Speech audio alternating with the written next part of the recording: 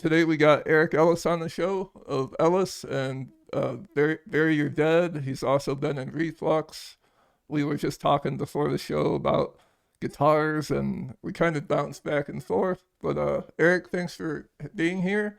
And I'm such a bad host. I already forgot the other guy's name.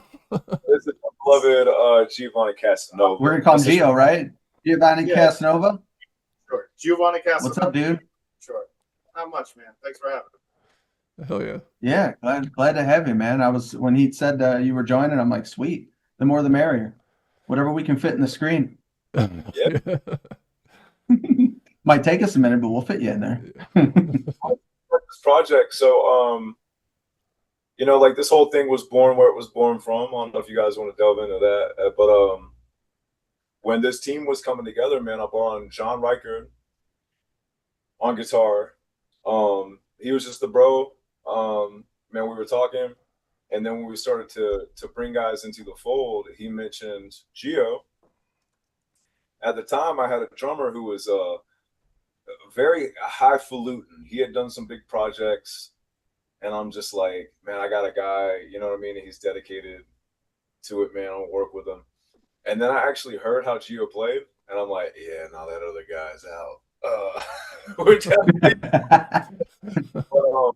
but man, like you name it. I'm not just saying that, because he's here, but like, man, plays to a click. I mean, like perfect meter, perfect, bro. You know what I'm saying? So like, in order to really have fun, I've done a lot of session work and a lot of studio work, man. And there's a different type of caliber of individual when you go into like when you're rounding out your team. And for me, man, to really have fun in a project, like you can't say that you're in it just to have fun or be a vibe to alleviate the responsibility of doing the work. And so I'm fortunate, man, with Gio and with Wolf, our Right. vocalist, and with John, our guitarist, that everyone is such like a consummate professional at what they do. They're just so good at what they do, man, that we are able to have fun because everyone's able to just like be on top of their job. They put the work first. Bro, we had our rehearsal at 8 this morning, man, and nobody blinked at it. You got guys driving shit 2-3 hours, bro, to come, to the studio to be able to do these things. And we're here playing the type of music that we play, at 8 in the morning, and then ain't nobody here rubbing the boogers out of their eyes and all of that, bro. Everyone just shows up ready to get after it. And me personally, like, man, you really can't trade that for nothing because you also can't develop that. You either have that, That's what I sick. mean? So, man, I'm very, Yeah. very on this team, man, and that's why we're able to create the music that we're able to create. It's like I said, man, it's all vibe oriented. Like we're in this to give you something that definitely suits a mood. And when you experience the music, that's what it's about. Like we just want to be able to give you that experience. We're not going to try to keep you on your toes and wonder where the solos come in and wonder where the theatrics are going to happen. You know what I mean? It's just, hey man, here's what we sound like. Here's the energy. If you come to our shows, bro, you can, you can get weird. Hell yeah. So how is No it? theatrics needed. Yeah. How is it like jamming with a 10 string? Is it heavy like compared to your other guitars? Yeah, man. And I actually prefer that, dude. Actually, my first love was to traditional Les Pauls, right? I certainly could not afford anything like that, so I had like a mock that was like supremely gutted because a Les Paul weighs like 11 pounds. Yeah. Right. And so, I got more into metal and I got more into like, kind of drinking the Kool-Aid, I guess. And so like I started kind of chasing what other people were using, and I had my tenure with Ibanez and Charvel. My first guitar endorsement was Washburns, and back then they had what's called the Idol series that were kind of Les Paul style, right? But I got some of their 6 in a row with the Floyds, and nothing ever just really hit me, man. I was with ESP for a long time. I went to Paul Reed Smith briefly, went back to ESP, and 6-string, man. I'm a big dude, man. So like a 6-string to me just didn't really give me that thing, man. It always felt a little fragile. You know what I mean? So I moved to 7s really, really early on in my playing. I moved to 8s like man, there was Conklin had an 8-string back in the early 2000s, and I got one, and I was like, man, I'm really at home with this, but nobody had them, so it's not like I could play with anyone. You know what I mean? And Yeah. so when I moved to 9s, I'm like, okay, we're getting there. But the 10, I mean, man, the neck is like 3.5 inches across. And oddly enough, bro, like I'm so at home on a 10-string because it suits me. They weigh a ton. They're very awkward to play. And so it has ironically circled back to like those almost like pawn shop cheap guitars that I like, even though they're incredibly nice and incredibly well built. That same level of difficulty, like when you would get a cheap guitar that had high action and it made you want to play it because you're kind of fighting against it. Like it didn't give you nothing. We squeeze the notes out of it. Yeah. With a string, it's just such a mind fuck because it's just this enormous awkward thing that when I put it in my hand, bro, like I never have writer's block. Like I'm always pumping something out. It's cool. And so it's not just like the weight of this and the sheer size of the instrument. It's also the fact that you know, by having it with me, man, I feel at home because I don't know what I'm gonna do when I pick it up, and so that creative element is always there. That's sick. I always find it, well, Matt and I always find it really weird, like going from like a 9. I don't have a 10. I haven't played a 10, but I can only imagine like going from a 10 and then picking up the 6-string. Like, is this a toy? It's real weird, man. I play acoustic a You can lot. wrap your hand 4 times around it. You know? It's just like this little thing, man. And so I play acoustic quite a bit, no ton of one. But Right. and We'll cut that out. Too late. I'm playing it, it's like that's at least a little better. That's why I like Paul Reed Smith necks because they're nice and chunky. But man, when I play like a really well built 6-string that's like perfect, thin neck, super fast playing, bro, I it has no emotions in me, man. Matter of fact, will you grab that 10 real quick? This one? Yeah.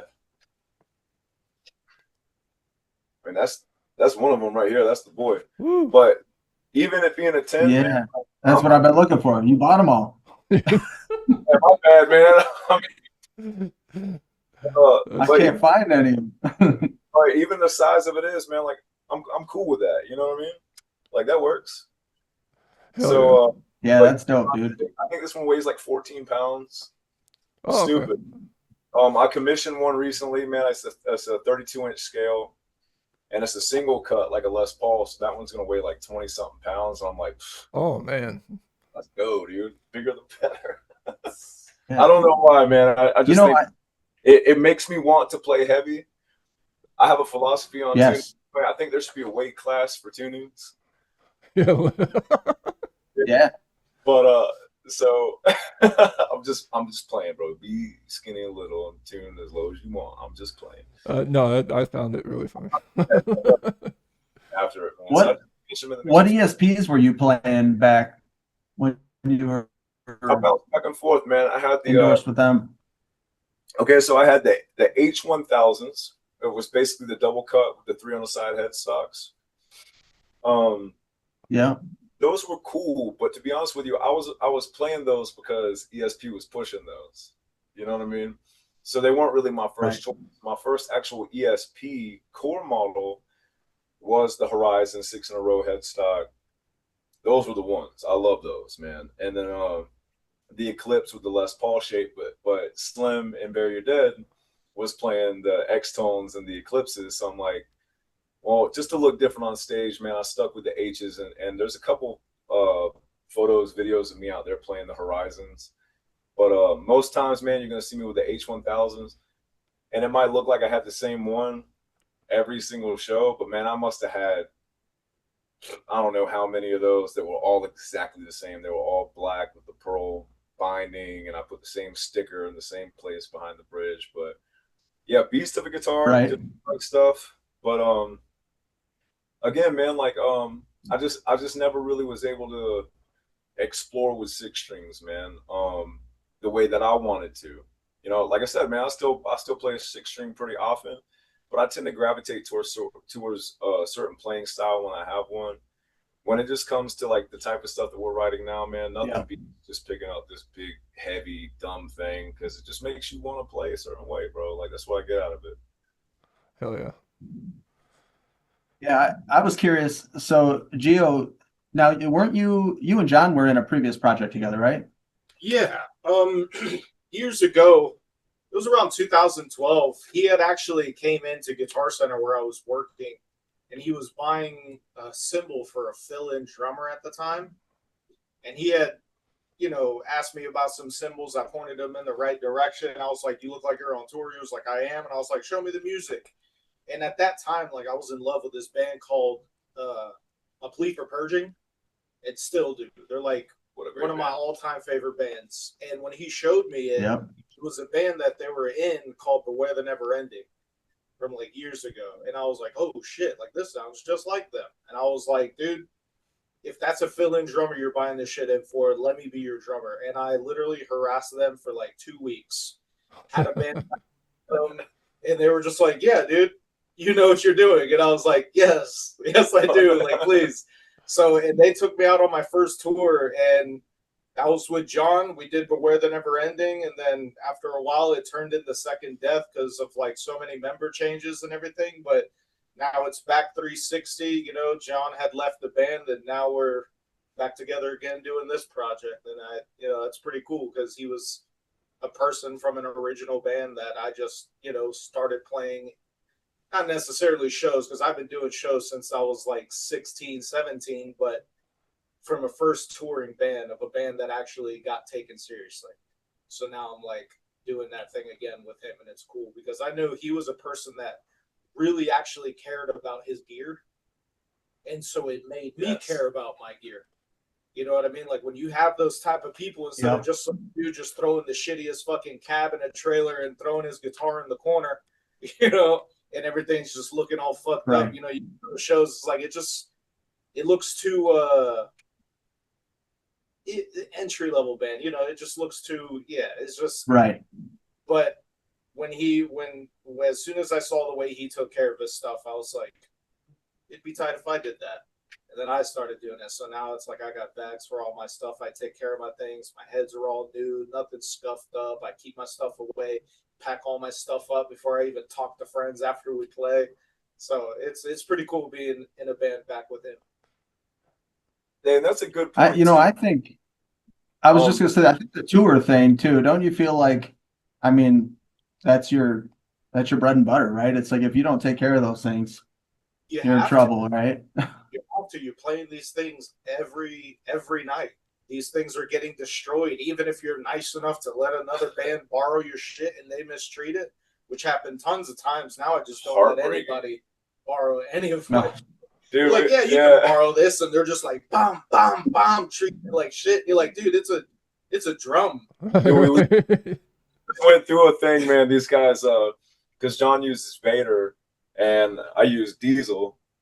Nice. And so we just went through a thing, man, recently where someone approached him and was like, "Hey, man, you mind if we use your cabs for the show?" We're like, "No, yes, man." Like, yes, we do mind.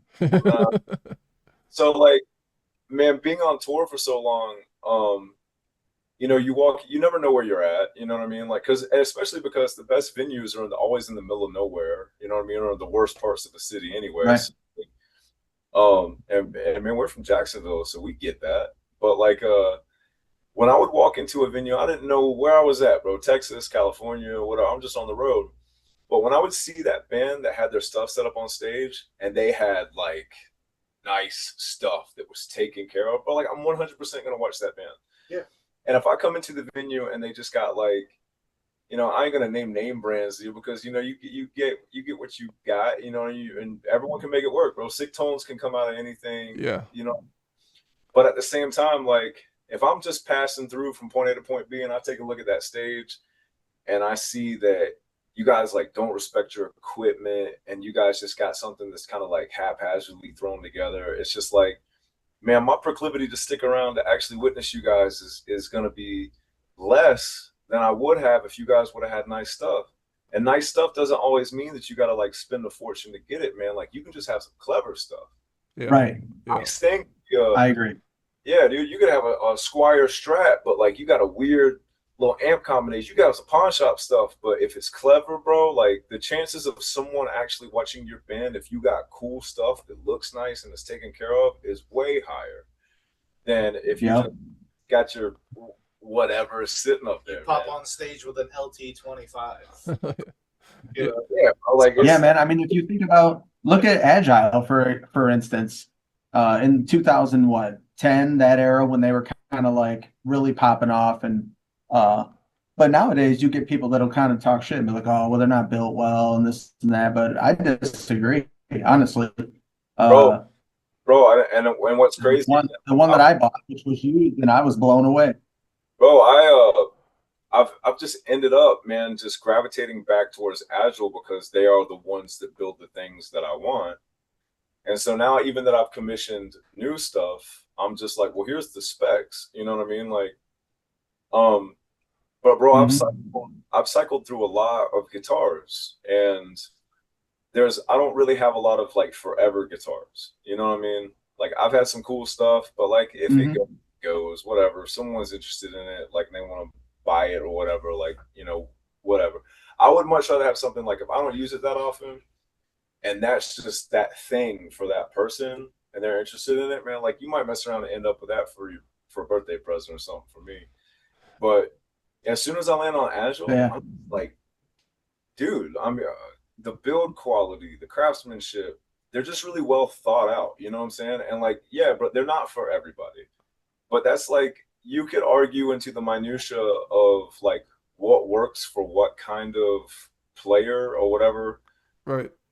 Man, as many, man, like I was saying, like I was fortunate enough to be like sponsored and endorsed early on. So like I didn't really ever was like overly committed to gear. I was perfectly willing to experiment and change up, because if I know that I'm getting XYZ brand for free, then that would give me the opportunity to be like, well, let me go spend my money on this thing I've always wanted. If I'm being sponsored by Crank, then, you know, well, now I got enough money set aside to go buy a Bogner. You know what I'm saying?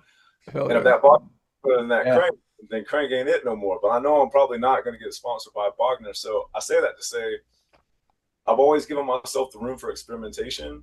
And once I landed on Agile, I'm just like, you know what, man, you really can't ask for more than this. Like, are there better guitars? Like, yeah, you know what I mean? But are there better guitars out there that are doing what I need them to do right now? No. You know what I mean? Exactly. No. You can go online and I find agree. a 10 string. Granted, I'm sorry I bought them all. When I get my commission, bro, we'll talk. You might end up with one for your birthday. Like, but you got the inside scoop. Are you still working at Guitar Center, Gio? Because now I know how he's getting them. Yes, sir. Yes, I do. You son of a bitch. Hit me up for every single need, okay? Hey, what's funny? The last time, hey, take him up on that. But, yeah, hitting up lyrically. Yeah. The Travis Legater, and I called Gio and was just like, "Bro, I need that." Oh yeah. And that was like, that was the one and only time. You know what I mean? But man, I'll search high and low for those 10s.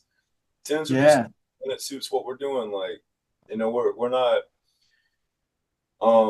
I have the project Gevict. Like, if you go onto my IG and start to search, man, I'm playing like hyper technical stuff. I'm really using those 10s for what they're made for. There's crazy tunings that like allow for a lot of shred.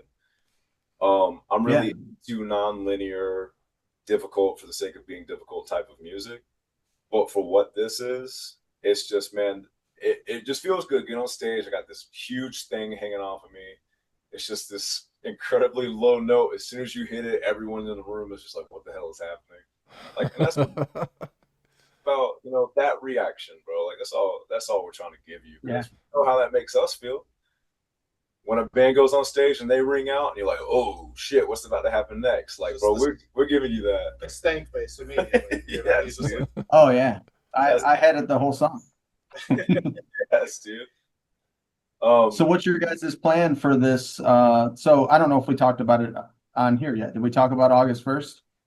Yeah, man. So August 1st, it will be our first live performance, man, with this band.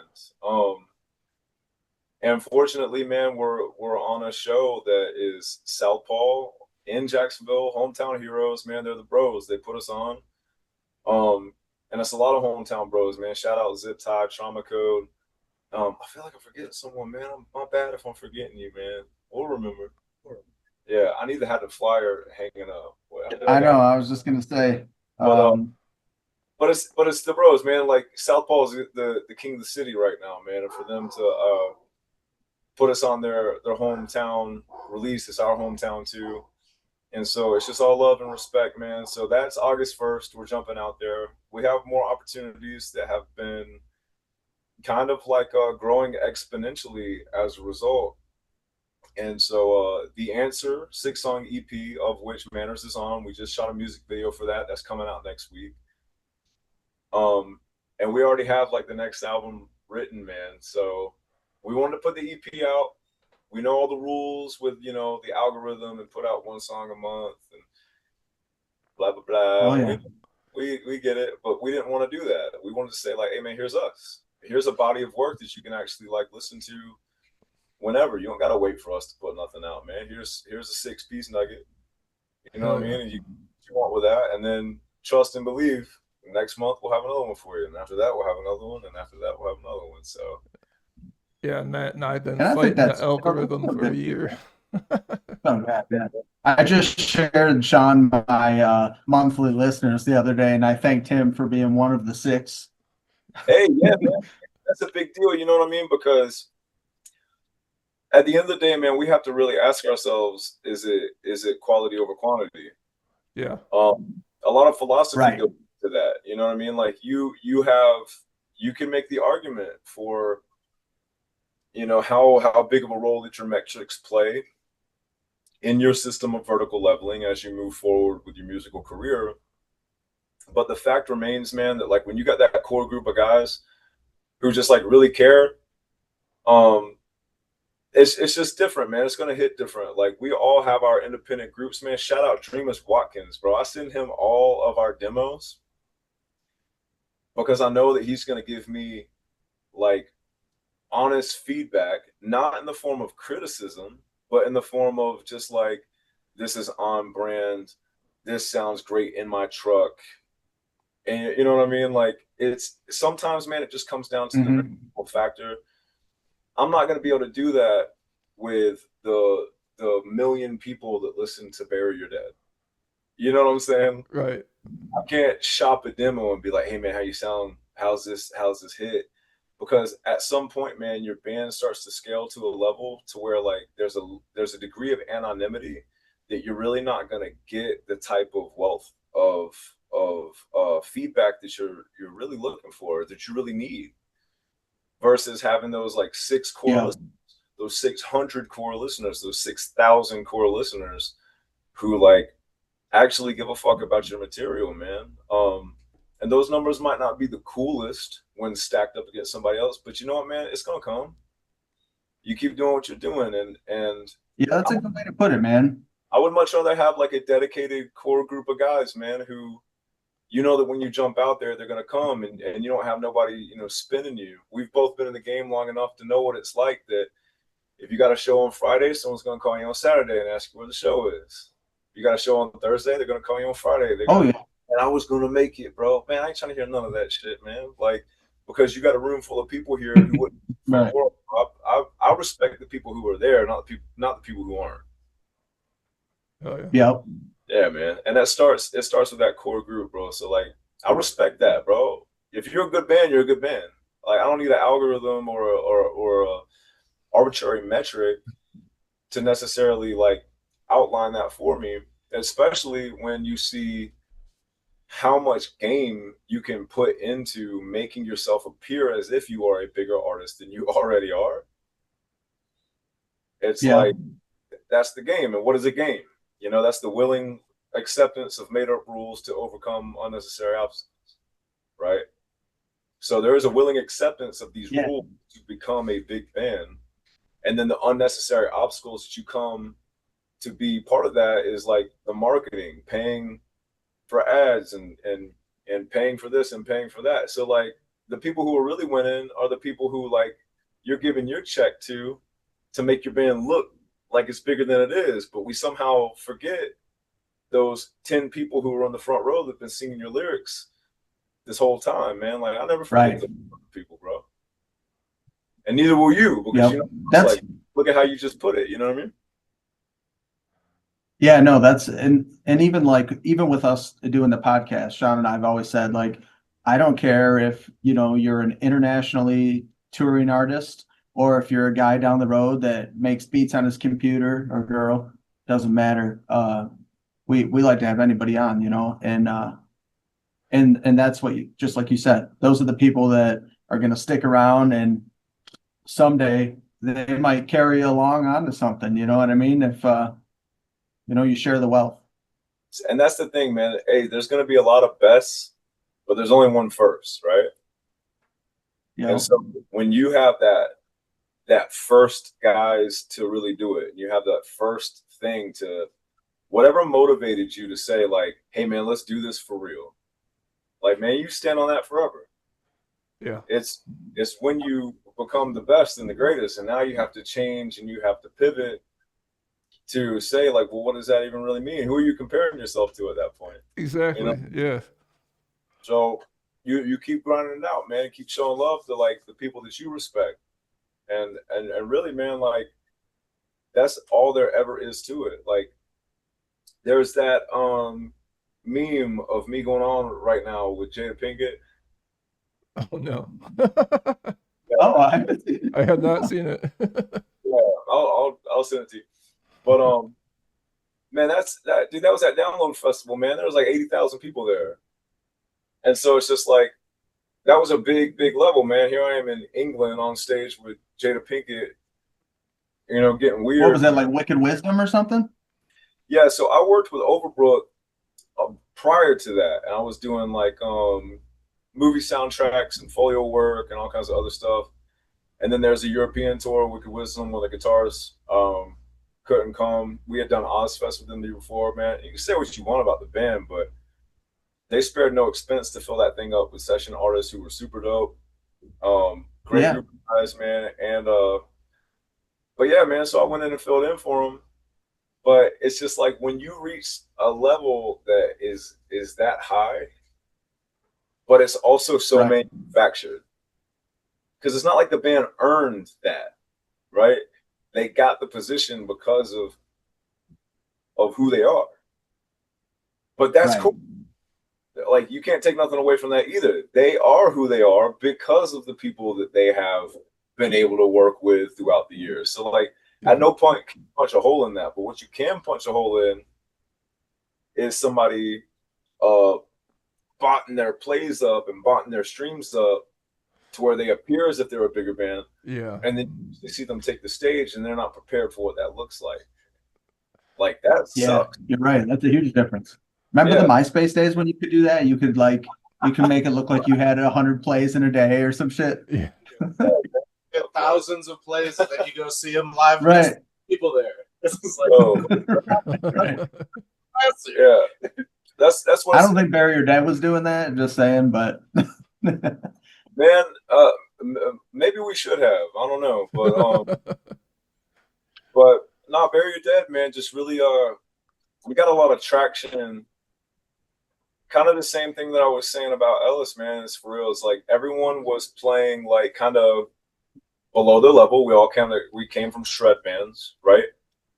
So, and like, you don't listen to Bury Your Dead and you're like, oh, I wonder how that riff goes. Bro, I guarantee you it's 0, 4, 3, 1.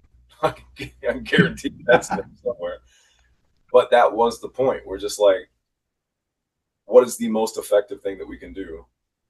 Because if you start at the finish line and then work your way back, it's like, what's highest impact? We intro it this way. We do the verse like this. We put a breakdown in it. We do this. We put another breakdown in it. Crowd's gonna fucking lose their minds, bro. And that's what we're doing. We're playing for the audience. Like, bro, no one wants to see, oh, is that a Locrian mode? And shut up. You don't know what I'm sure you saw it too with Bury Your Dead. I'm sure you've seen going from a venue that held 300 people, and then, you know, you were on, because I don't know if Sean was there, but like, I seen you on like direct support to Kill Switch, and that was a bigger show. Massive. Ozfest, like you said, yeah, that's huge. Yeah, where was that And at? that's all just being who you are, I was Clarkston, Michigan at Pine Knob, or it might have been called DTE back then. Yeah, it was Yeah. music theater. Dude, and those are big tours, man. And so like, so how you disseminate your vibe according to that crowd, right, comes down to like, what is the energy that you're trying to give them? Because if we're holding something back from you, then people are either going to want to investigate or just take it at face. And so when we come out, man, and we ring out that big dumb low note and we just proceed to beat you over the head with dance parts, we're just basically saying like, hey man, we ain't on nothing. You know what I mean? Like, here's something you can vibe to, here's something you can rock out to. And it's hard to punch a hole in that. You know what I mean? It's hard to take away from something that's already so stripped down.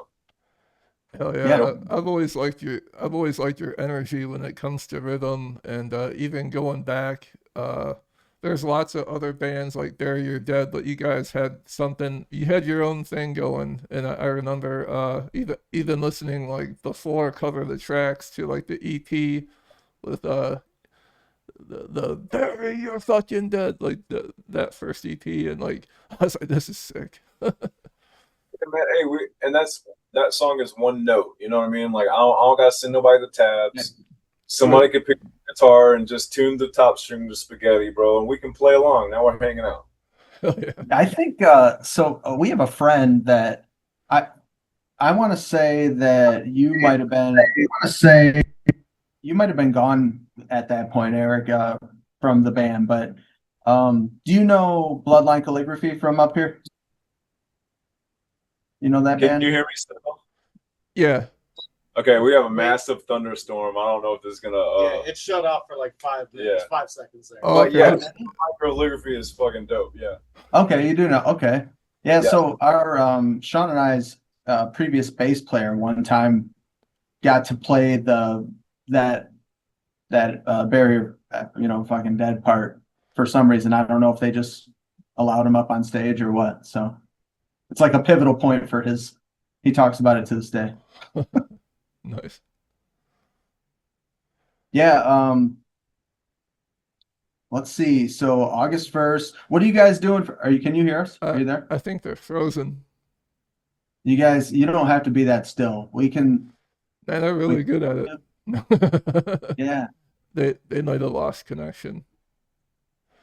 Let's give them a minute here. Yeah. Who's in the chat? I see there's 4 people watching. Hey. Yo. You got there us. We go. Oh man. Hey. Yeah, that's dude. That's Florida for you, man. That's what style. I said. I'm like, this is probably their 7th thunderstorm today. Oh yeah, dude, at least. Yeah, that's why I was in the middle of talking. I'm like, man, they're being really still. You guys are like... Yes, dude. I'm trying to set this up where we can you can actually see us. Hold on a second. Yeah. Your audio actually sounds really good. Oh, perfect. Better than that. Hell yeah. Rat mic. Your audio is good on the other thing too, but I think it sounds pretty good. Cool. Fuck it. Let's ride. All right. There So you go. Bloodline Calligraphy. Go ahead. Oh yeah. So I was just saying that our buddy got to fill in and play that part and the Bury Your Fucking Dead part. And yeah. I don't even know if Bubble was in the band then either. Like it was on the tail end. So but for some reason they let him get up there. I want to say you were out at that point. It was like late. Man, we used to try to give anybody, man, just the opportunity to come up and just vibe, hang with us, man. And like that was really the inception of this whole project, man. Like when I started Ellis for real, it was just instrumentals and I was releasing them and I was like, man, anybody jump on it. You know what I mean? Because that was what hardcore was to me. It's like the opportunity to go on stage, sing along, be a part of your band, the bands that you like, And Yeah. and so really that was the kickoff, man. If you go on to the Eric Ellis Spotify, you'll see the Ellis Project, and you'll see a ton of instrumentals, and then you'll see some sessions called Voices. And Voices are just, bro, just random guys, man, who would reach out, like whether they were in a band or whether they had a little name for themselves, whether they just took interest and wanted to be involved. Man, I'd throw them on a track. And just so happens that out of everybody involved, we had one guy who was just killing it. And then we were step forward. And at that point, man, now John Reichert is involved, Gio's getting involved. And the singer we just had a real conversation that was just like, listen, if we're gonna do this, we're gonna do this. And we need a singer who is a front man. We need somebody who can like be on the same type of energy that we're on. Like this isn't, your opportunity to be, Mr. Cool Guy. Like this is something like out of everybody, bro, who had the opportunity to jump on here, like this is your opportunity. And so that guy just kind of like ended up not being a best fit. And meanwhile, we had Wolf just tackling these songs. You can actually go back through that early body of work and you can find you a couple of songs where Wolf featured and he just absolutely crushed it. And so when it came down to it, it's just like, well, like, what if you did this full time? And man, he just stepped right into the role, bro, like no ego, and was just like, yeah, I got you. And the rest is history, man. But yeah, that's how it started. You know what I mean? Like the same concept as Bury Your Dead, just saying, man, get up here and sing this song with us and us handing off our instruments. Cause like we've been doing that for a while. Yeah. If somebody had been vibing with me before a show and they knew how to play open chunks, and some kind of rhythm and cadence, then bro, most likely, if you ask me, you're gonna be able to get on stage and play, that anthem song with us, man. March and Roll, or it's changed Yeah. names so many times, but you know the one, right? Yeah. So, but that's what hardcore is meant to me, man. So that's where this project started, and that's where it will ultimately end, man. Now that we have like our core group of guys, and with this team, man, like this is what it is. Like what you see is what you get, man. It's Wolf, it's Gio, it's John, it's myself. But this is everybody's band, man, because the kind of hardcore scene that I came up with, you know, everybody felt welcome, but it was also a very stringent environment where, you couldn't just show up and disrespect nobody and just, do you and you know what I mean? So it was a strange dichotomy in early hardcore for the simple fact that it was both like, we have a whole term for it now, gatekeeping, right? Right. But it was very gatekept. And you did have people that were protective of it because a bunch of people had built it from the ground up. But you can't build nothing if you can't turn to people that you can rely on to consistently be there every time. And so yeah, man, that's just that's what we stand for because that is what the tutelage I came up with underneath, man. Lou from Sick of It All just passed away. That was Yeah. one of my Yeah. Rest in favorite peace. bands of all time, bro. And if you listen to what they stand for and you listen to like their lyrics, being just like a punk rock kid, not really like knowing how to get involved in music because, things just seem so far-fetched. And then I would hear bands like that, and I'm just like, no, man, this really is about brotherhood and everyone standing shoulder to shoulder, like screaming and being involved in the same thing. And so that's what we wanted to bring to the scene, man. Yeah, Yeah. I remember That's sorry, that. go ahead, Matt. I remember early on, like when hardcore really took off, like up here for sure. I don't know how it was down by you guys, but I just remember going to those shows and feeling that connection with everybody that was there, Man. And that's when you lose that connection, you lose it for a lot of different reasons. But really what it comes down to is the music. You know what I mean? Like there's just certain music that you're not going to connect with. There's certain, before you invest yourself into the band members, You know what I mean? Which is now easy to do these days. I like a Oh yeah. band. I'm gonna go look for them on IG. I'm gonna go look for them on YouTube. I'm gonna see like who's in the band and what they look like and what they, what their ethics are and all kinds of other stuff. And so like it gives you a lot of opportunity to like thoroughly investigate before you get involved with a group that you like.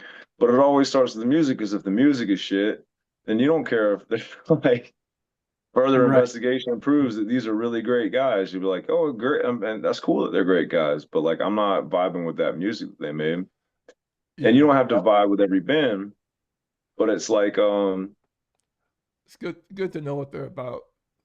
it's good to know what they're about, man. So like the fact that you have the capability to do that is is not something to like shy away from, man. So like if you go and you look through what we got going on, it's like, man, we're not giving you any kind of disagreeable type of context, man. Hey, we're hardcore kids just like anybody else. We're metal dudes just like anybody else. But like we're also not going to embed the detachment into our songs to where like we're taking ourselves so serious to this level of playability that like we're getting mad at each other for not nailing your parts and shit. To me, that's always been corny. And that starts to happen like the more Sure. technical that you start to get. You Yeah, know what I mean? yeah, Like that's yeah, just the nature of it. In the Yeah. same respect, man, I've worked on a lot of pop projects and country projects, and when you see somebody getting mad at somebody because they can't transition from a G major to a D major quick enough, like it is equally or greater than the same level of corniness as someone who's trying to perfectly nail, sweep tap arpeggios and 15/16 timing. It's just like, man, but like, what are you trying to do though? Like, what are you trying to create? Like, if you're trying to do something just to like, for the sheer sake of Shock and showmanship, awe. that Right. right, shock and awe, then it's just like, well, then expect for people to be shocked and awed by you, bro. You know what I mean? And not everyone wants to yeah. feel that way all the time. Yeah, Yeah. yeah, not everyone might feel this way, but I think lots of bands that you see today, like modern metalcore, deathcore bands, some of them seem to really want to design like that memeable part of the song to where it can be put in a social media clip, but then you listen to the rest of the song and you're like, oh, it's like they created that song for that specific moment, and it Yeah. doesn't Yeah. stay consistent throughout the whole song. And I think that's one thing about modern music that ruins it for me is like I'll see a clip and like in my head I'm like, oh, the rest of it must all sound like this, and then sometimes it doesn't, and it's like it throws me off. You just caught off guard. It's like you hear a heavy breakdown that they post, and you're like, "Holy shit! Like this is heavy as fuck." And then Yeah, you go listen to it, and nothing against them, but then the rest of the song sounds like a Chiodo song. You're like, "That was out of out yeah, of left field." I wasn't expecting that. Like that's still cool, but not what I was expecting. Like, yeah, yeah. yeah, you gaslit me. Like, Yeah. to the heavy ass song, and then all the rest of it is just singing. Dude. Yeah. And and that's the thing too, man. Like, cause we have choruses in our songs and we have like the big anthemic parts and stuff. And we really kind of give you that as like a point of reference just to be like, this is all of us singing.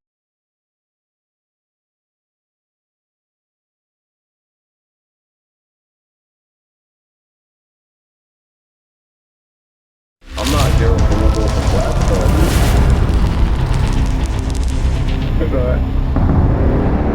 You felt that would emphasize on what you had to say. But like if I'm throwing myself at a chorus, man, it's just like I'm trying to come at it with like some tenacity to where, this is all we're doing is just outlining like this is a sing along part.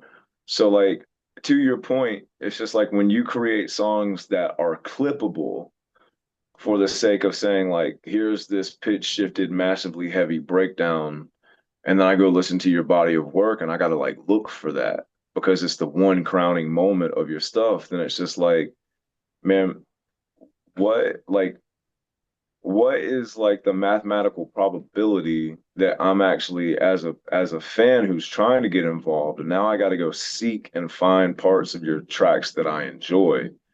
And now I have to overlook parts of your songs that I do not enjoy. You know what I mean? And I'm nobody, right? But at the same time, like, man, you got a whole world full of people who are just trying to catch a vibe off the music that you created. And if you, like Gio said, if you've gaslit me into like thinking like, oh, here's this nasty band with this nasty breakdown, and then the very next thing I hear from you is just like these soaring cleans and these like huge production, and you got like samples and memes built into your stuff. It's just like, who are you writing this for? It's Right. another one of those situations where you'll get like millions of views on that one TikTok of the breakdown, but then you go play a show and 50 people. It's the only breakdown in the whole come set. out. That's like, because you lied. Yeah. About your music. We just had a viewer say, or they could turn out to be AI, which happened to me today. I was listening to this band, like, this is fucking sick, and then I see powered by AI. I'm like, motherfucker. Yeah, dude. No. It's dumb. It's so dumb. It's insane. Man. I told Sean like this solo came in and it was this like the most and I've heard crazy production, right? But this arpeggio it's just was like fucking like all over the it was all over the place. Dude. So the song, I was trying to think, you were talking about like, because you guys do like, is it the New Kings to where it's got some like gang vocal type singing? Yeah, so the new King starts with the choir. Yeah, that's what I told you. I like that song and the what is it, Dead Heroes. I was jamming that one too. Yeah, man. Dead Heroes is the first song in our set, if you could imagine that. All right.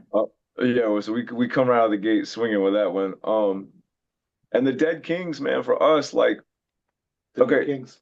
So that chorus was something I wrote while I was in the joint, because like that environment is always portrayed as like dark and quiet, and it's not. It's very bright and fucking loud constantly, right? So like I would just say, I'm like, man, these guys despise the concept of silence, man. Like, because then they'd be alone with their own thoughts. And so like I actually wrote that down, man. I got this book that's just filled with little quips of things I would just think at the time, man. And I would read, man, Marcus Aurelius' Meditations and Robert Greene's 33 Strategies of War and Seneca letters, you know what I mean? And like, and I'm huge into philosophy. I'm huge into like why people do what people do. We continue to on the phone. Yeah, we're crisis averted. I'm thinking you should turn your flashlight on. I think I'll be able to like on your phone. Smart. Don't want to drain the battery. Dude, oh, like, there we go. Now it's like ghost stories, dude. Yeah, I was about to say. Once upon a time. Let me tell you about the 10. Hey, that's pretty good, actually. Perfect. Can you see me? Yeah, that's pretty good. Tell. Yeah, perfect. But yeah, man, so that chorus was just a cool little quote, man. You despise the concept of silence, lest you be alone with your own thoughts. You fear what those thoughts were motivating you, but rest assured, you're the only one who fears what you'll become. Because a lot of people try to come off scary by trying to be this big, loud thing. Like, nah, man, you're the only one that's afraid of what you'll be if you actually sit alone with what you're thinking right now.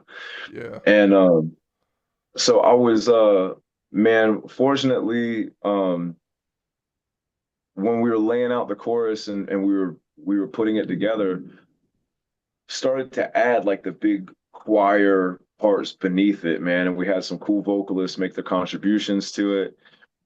And so I was sitting with my girl and I had soloed out the choir part.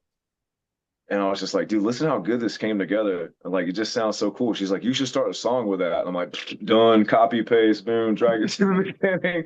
Like the recomposition came so fast.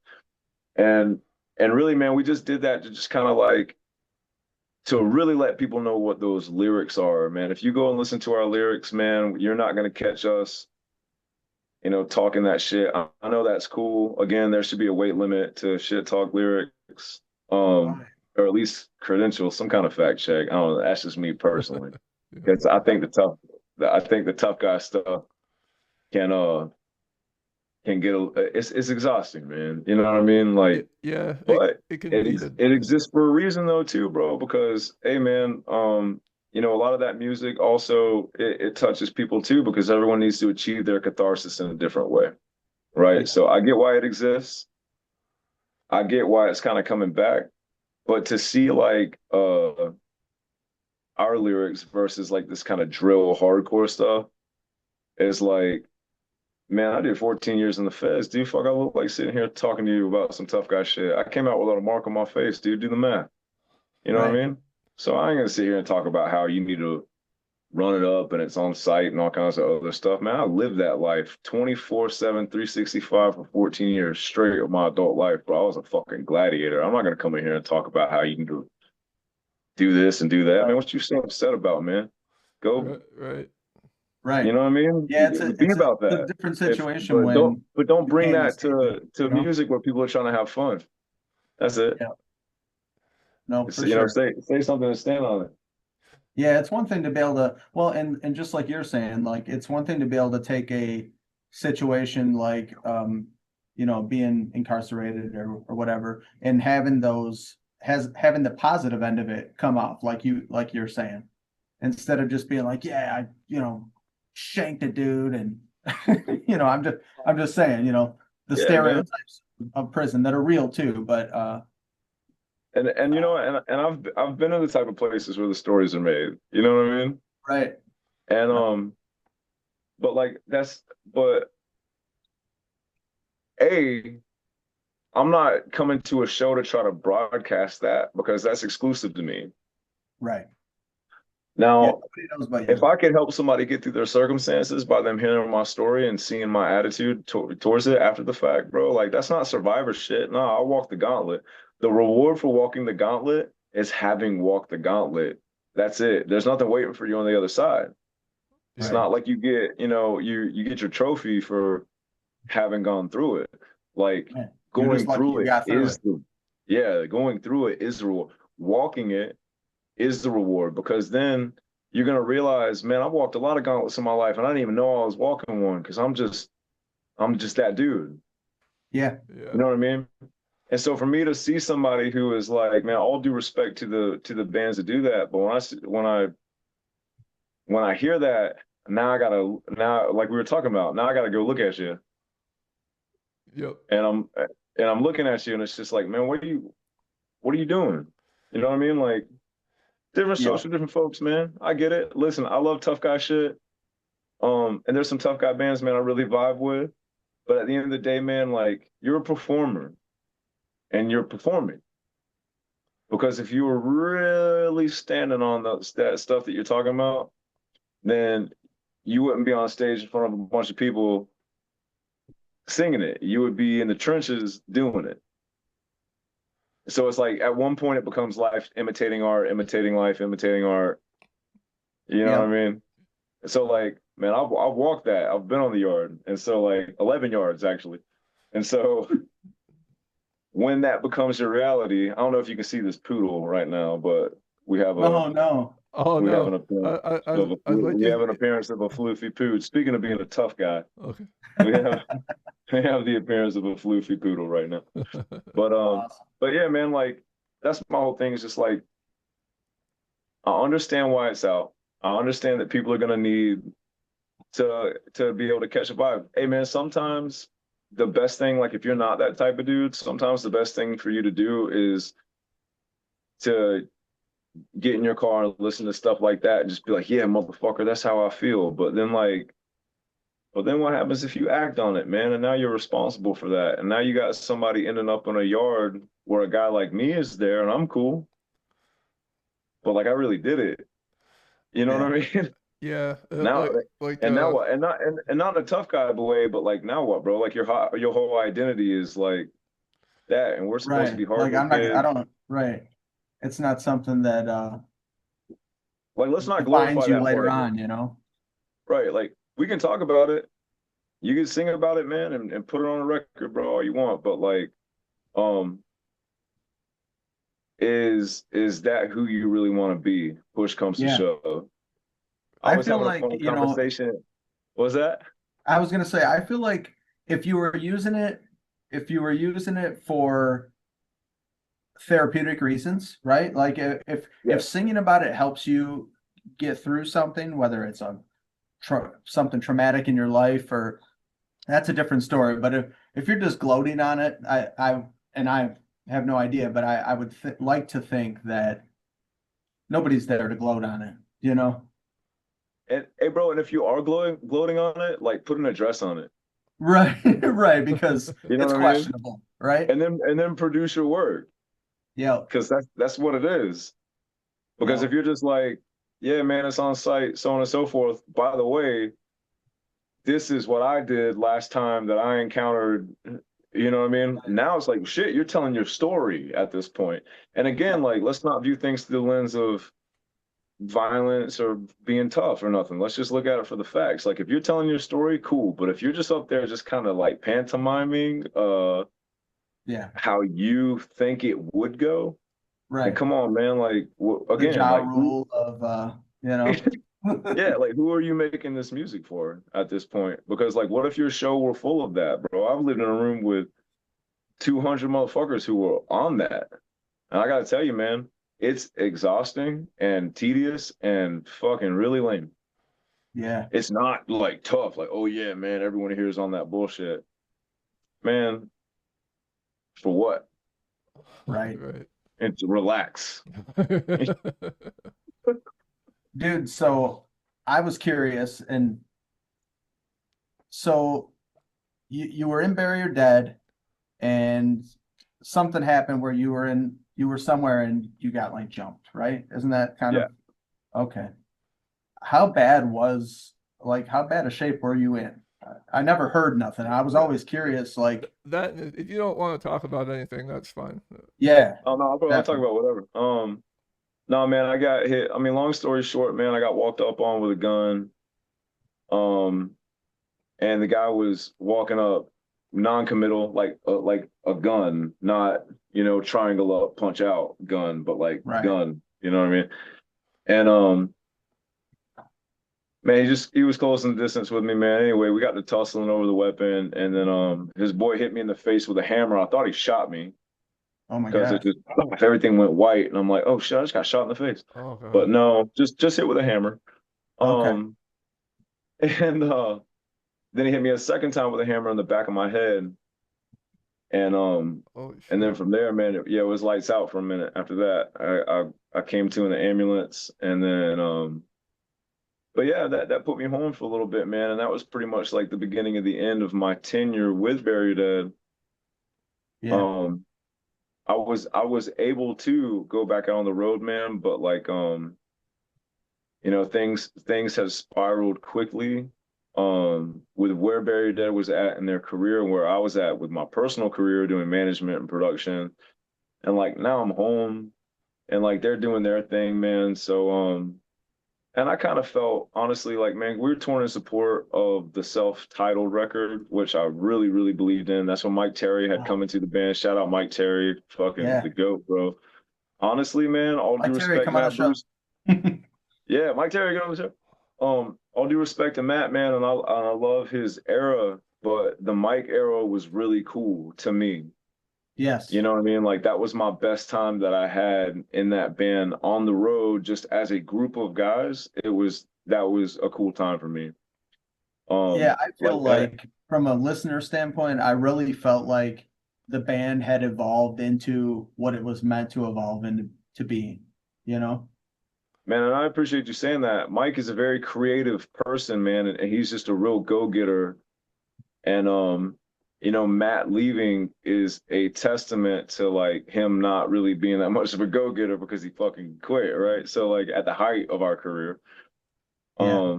Which is cool, no bitterness, man. People always got their, reasons for doing what they're doing, so I respect it. But Mike coming in, that was just a really cool fucking era for us, man. We were making really adventurous music within the realm of hardcore, and we were playing cool, bigger shows. Yeah. But by the time that I got clunked and then went home, man, I had a nice place, man. I was making you know, financially, I was making like 10 times what I was making on the road coming home and doing production. And that was really, and it's not apples to apples. I love being on the road, you know what I mean? Like, but now that I was home due to this injury, I was really able to like do a shitload of production because I'm not leaving for tour every other minute. You know what I mean? Right. So I was able to take on and really dedicate myself to that craft. So, you know, things just kind of dematerialized along those lines, man. No hard feelings. And Oh yeah, no doubt Matt was a big part of Barrier Dead, and you guys put out, I mean, he was the one, man. Pivotal songs and that people remember and will remember forever. It may be more so than what we're talking about, but I feel the way you do. The self-titled great, and what is it? It's nothing personal. That was excellent, and yeah, you guys were just a well-oiled machine. But I can imagine, like, we had an artist on recently. It was actually Rob from A Life Once Lost. What a great band. Oh man, yeah, I love that band. Oh my God, dude, to this day, dude, what's that portrait album?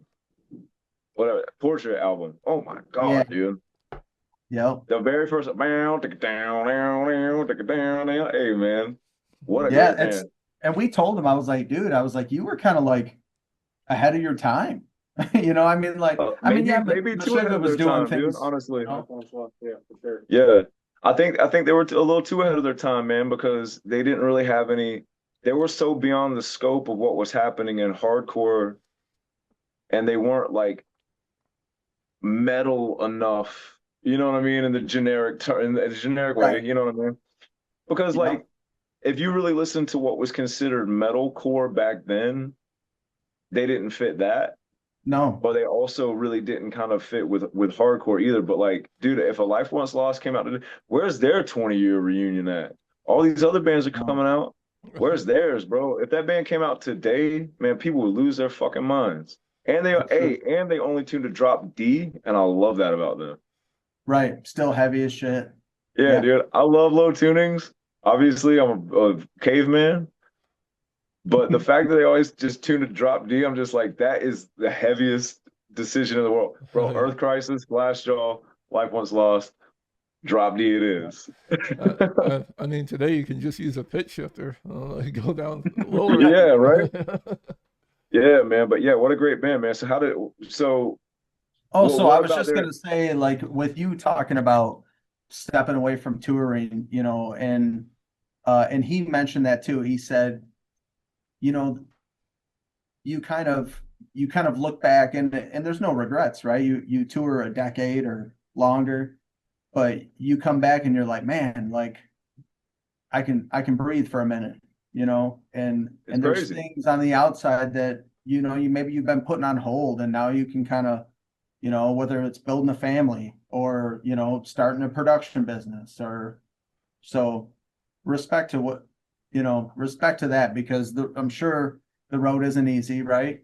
And especially then, I think, I don't want to knock anybody on the road right now, but I think back then when you didn't have, you know, you might have had MapQuest if you were lucky.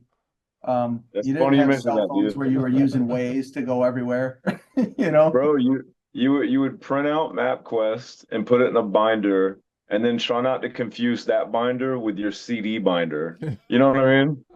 It was a super different era. Yeah. And but it was cool, man. Like back then, you know, everyone just had to kind of figure it out. And so you had the guys that like really thrived during that era.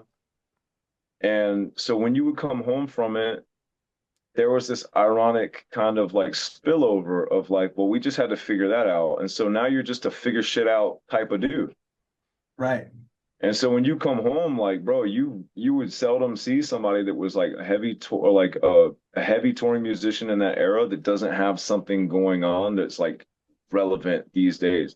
Like even you were saying about Bubble, man, Bubble's one of the most sought after tour managers in the industry right now. Yeah, I and didn't like realize Bubble that. cut his teeth on the road in that era, man. It's a different vibe. And now he's been able to take that like guerrilla salt of the earth type of shit that he had to experience and bring that into this new world where now like he's like tour manage shit. I could just GPS and chat GPT and claude my way out of this one anytime I Right. want. Shit, I got And you, in a man. He'll pinch, manage when the the shit out power of you, goes bro. out, it'll still get you home. Yeah, dude. Yeah. If Bubba were here right now, bro, we'd have the AC blowing cold. You know what I'm talking about? Yeah. Oh, that's funny. Got Yeah, you. man. So what would you say like the takeaway from Eric Ellis 15 years ago to Eric Ellis right now? What where's your mindset now, and did it change? How much did it change? You know? Man, honestly, um, the thing that I experienced and the thing that I went through, all that shit does is makes you more of what you already are. You know what I'm saying? Like it doesn't change you. Um, People that change are changing away from they're not they're not they're not changing away from anything. They're just turning into who they should have been. Right. And so like that's like if you got a friend, man, who you've known for a long time, all of a sudden they just do some slimy shit and you're like, oh, you've actually always been like that. It was Right. my friendship that like occluded that because there was a willingness to overlook some of those things that were there with you, right? So like um it just made me more of who I already was, man. There were certain things about myself that what holds me up, you know what I mean? My foundation. You know what I mean? Like how I treat people, how people treat me. Who I was to, you know, the crew that I was indicted with. You know what I mean? Like I went to prison for the RICO Act, man. I got, you know, an organized crime beef. So, you know, that didn't change me. It's not like, oh my God, I need to like change my ways. It's like, nah, man, that same level of loyalty and dedication, like you're always gonna get that from me. It's just what made me more of who I am is just like who gets that loyalty and dedication. So now I'm able to like see that you know, I don't base these things off of like what I can get out of someone, man. I don't care if someone likes me or respects me. This goes for friends, family, strangers. Like respect doesn't fuel me. Hate doesn't fuel me. Fucking someone liking what I do or not doesn't fuel me or motivate me. Like what motivates me, man, is like doing what's right in the situation every fucking opportunity that I get. Like it's not always gonna go my way. It's probably not always gonna go your way. But bro, if I'm Yeah. involved, it's fucking gonna go the right way every time, bro. And I'll fucking live and die by that shit.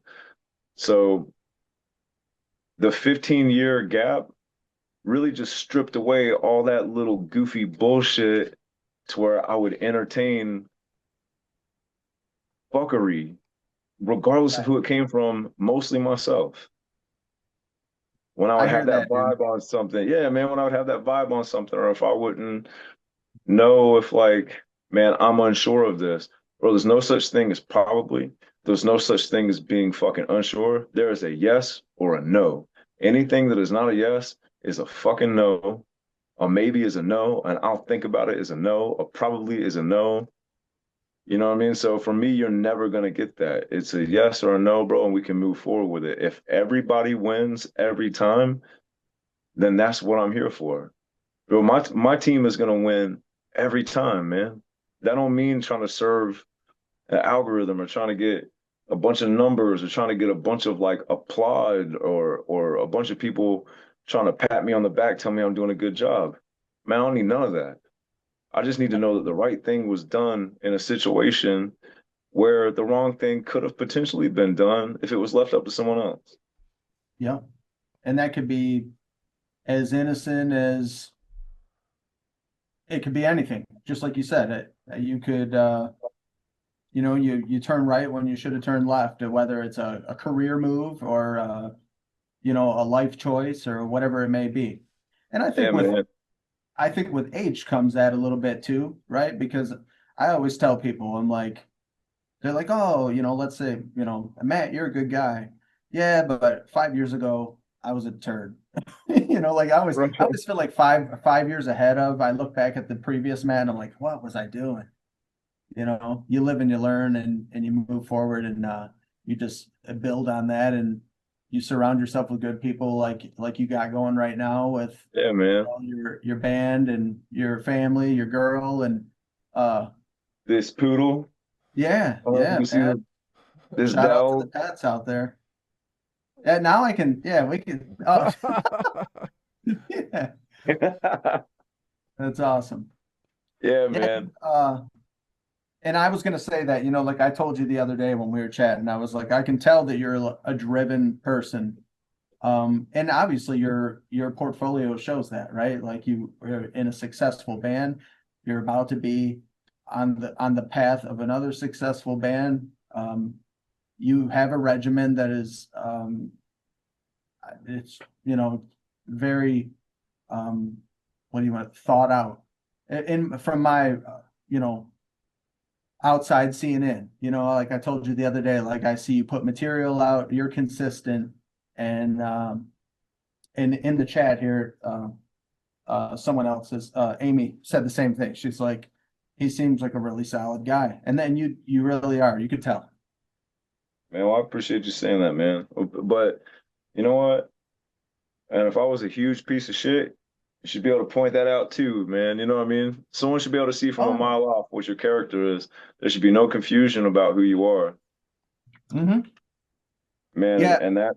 And that's where it starts to get grimy, man. Again, like I'm big into philosophy, man. Otto von Bismarck said that there's 6 steps to do anything: contain, control, exterminate, destroy, erase, improve, right? Which is where Meshuggah got the title of their album. But at any point in your life, you're at one of those steps. It doesn't matter if you're eating a sandwich or if you're overthrowing a continent. At some point, you're going to try to control a situation. Excuse me. You're going to try to contain the situation. Okay, here's what it's doing. Then you're going to try to control the situation. Then you're exterminate. Extermination means getting rid of anything that is a pest. Then you're going to destroy. Then you're going to erase the history of what was there. Then you're going to improve on it and then build. And then guess what you're going to do after you improve on it? You're going to contain it. Then you're going to control it. Then you're going to get rid of any pest. And it's a cycle.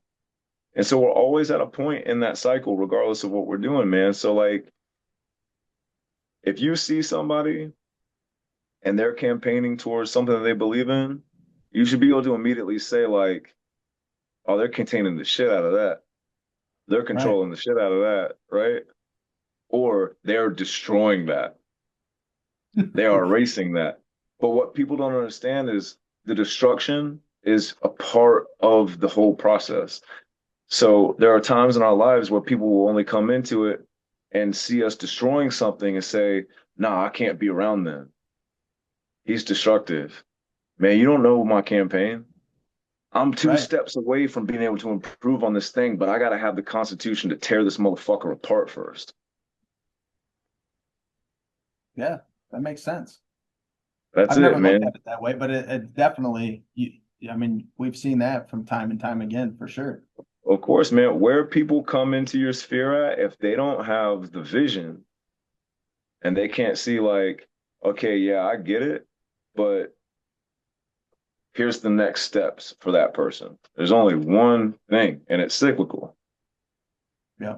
And if somebody can't tell that about you, then man, like that is your own shortcomings as a man, as a person, as a woman with ethics.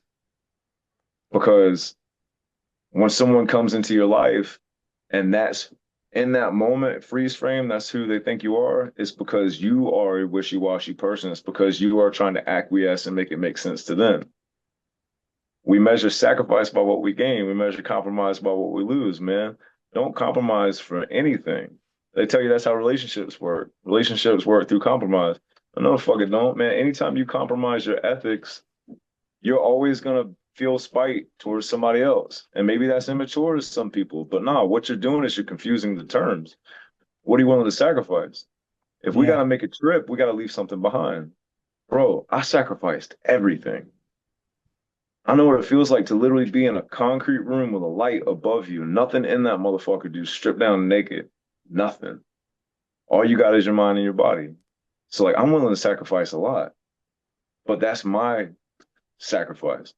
If that's my 100%, then I have to understand what Gio's 100% is, man. I don't want to ever see him go through that shit. You don't have to because I'm not going to hold him to my standards. I see what this man sacrificed. He was here at 8 o'clock this morning, had a whole ass wedding to go through, man, setting the drums up, getting through a rehearsal, watching the clock so he could go do this thing. And now he's back. Man, that's 100% all in, bro. Like, don't confuse that shit for nothing. That's all I'm saying. Be Yeah. able to see somebody's value and understand what that value means, and then be willing to invest into that thing and fucking get your ROI up out of that proportionately. You know what I'm saying? Yeah. That's how we're able to build as a team. Man. Yeah, that's I need to write all that down. Well, it's recording, Nice job, so we're dude. good. Dude, so I was thinking like, so this, you guys are gonna go out August 1st. You're using real amps? Or are you using modelers or Yes and no. We do both. Yeah, we do both.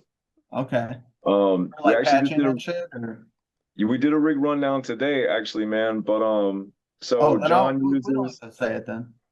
yeah, man. I'll walk you through it, man. John uses Mesa Dual Rec and a Helix, through a Vader cab and a Jaguar, and a Randall 215 with Jaguars. I use a 65052 with the Headrush Prime and through a diesel 412 and a diesel 212. So we're combining both. So we have like the analog sound and we have the process sound. The reason why we go processors is because the way that we track in the studio, we've cloned all of our tones to where all of those tones are literally on our processor. So when you see us play live, you're hearing exactly what's happening on the record. Yes. The reason why I wanted to build it that way in particular is because when you go into a studio with a band, you guys both play guitar, so you get it. When you track guitars, you what? You double track left and right. Yeah. Yep.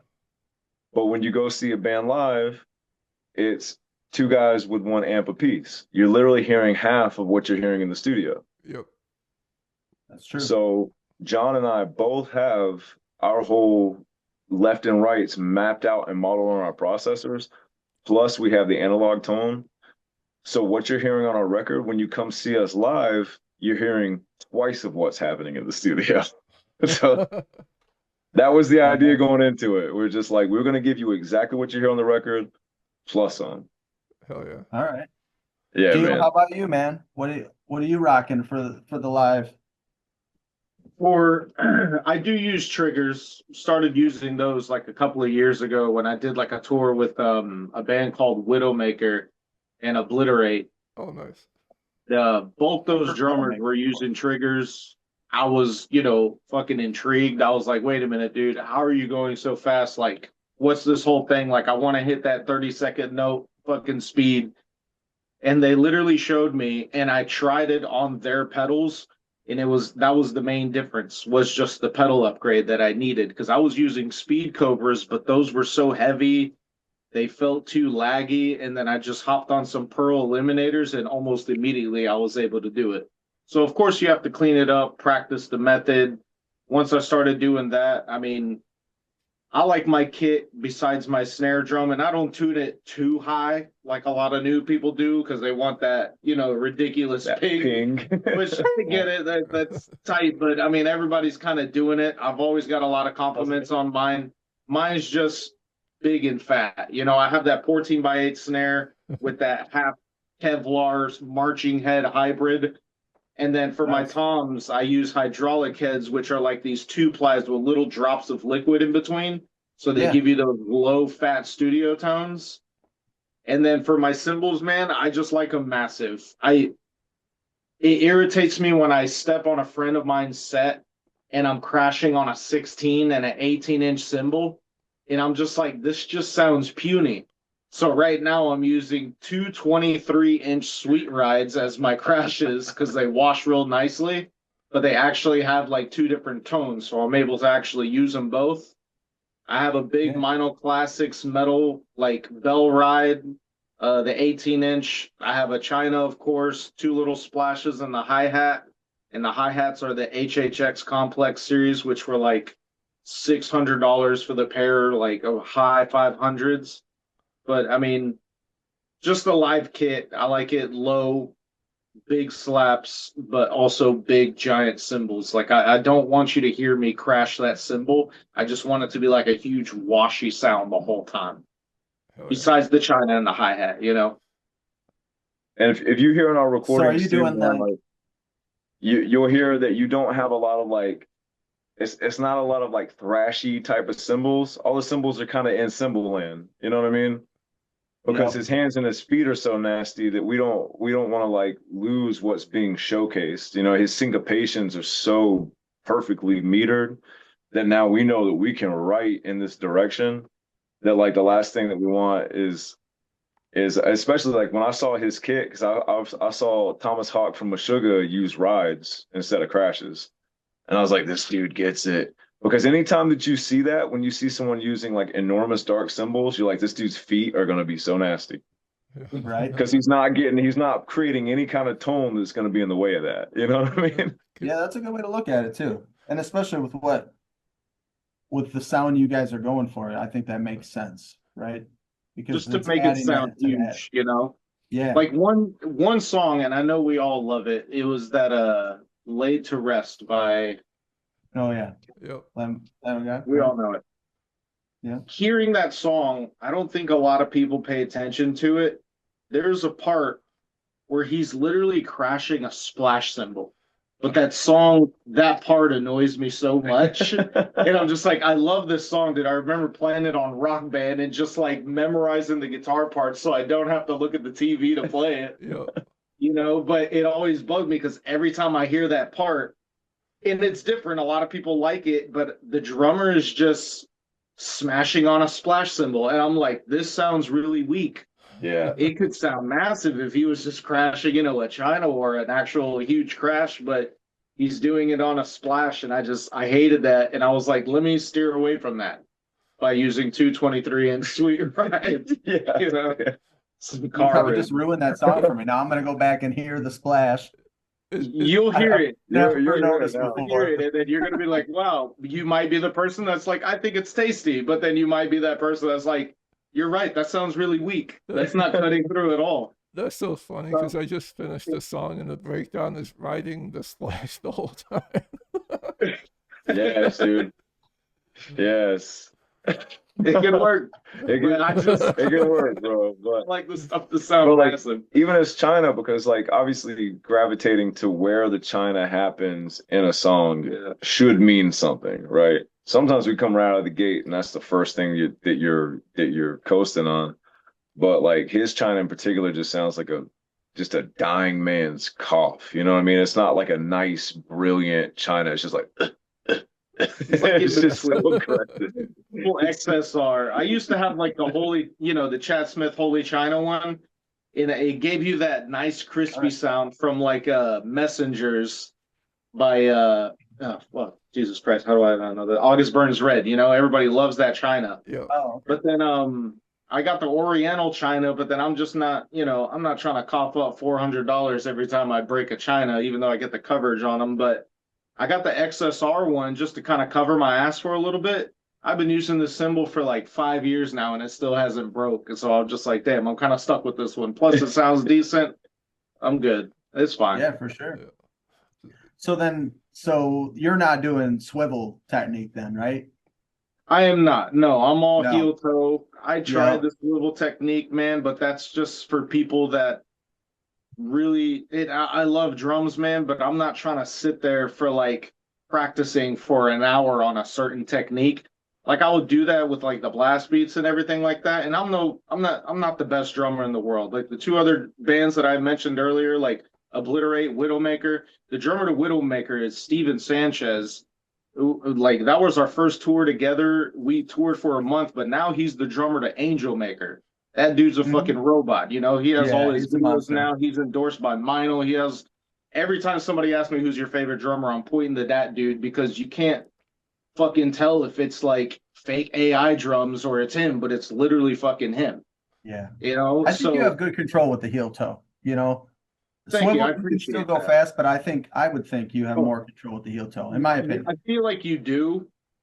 Thought you were complimenting me. I'm sorry. It's okay. Don't worry about it. But how you got it has its own thing. I was big on going fast because back in the day I was listening to like Through the Eyes of the Dead.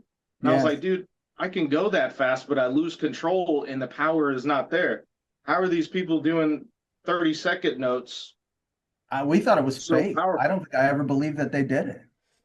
You know, now you Yeah. know. I mean, you see it, but Yeah. Like was the heel toe technique happening back then in 2007? yeah, I don't know. 2008? No, Or they triggers just existed, Yeah. but Yeah, it's just it blew my blasted through mind. it with their thighs. I was just But listening then to what- Failure in the Flesh the other day. No. Once So- I saw how easy it was, and I didn't even know that I was actually practicing that technique for years, I just couldn't get it down because of my pedals hindering me. And then when I Yeah. finally switched to like the direct drive pedals where they really are uncomfortable because they stay under your feet from like how responsive they are, it Yeah. almost, like I said, it just clicked immediately. And I was like, oh, so it wasn't me, you know? Like it was literally just the gear that I had. You know, I had He says it's easy, but he tried to show me his heel toe technique, which is so crispy. Because dude, we have songs in like 190 BPM where he's doing heel toe and 30-second notes. And right. he's just like, oh, you just do it like this. And like, I'll watch the playback and I just literally see his feet like doing Right. this. It's like, you know what I mean?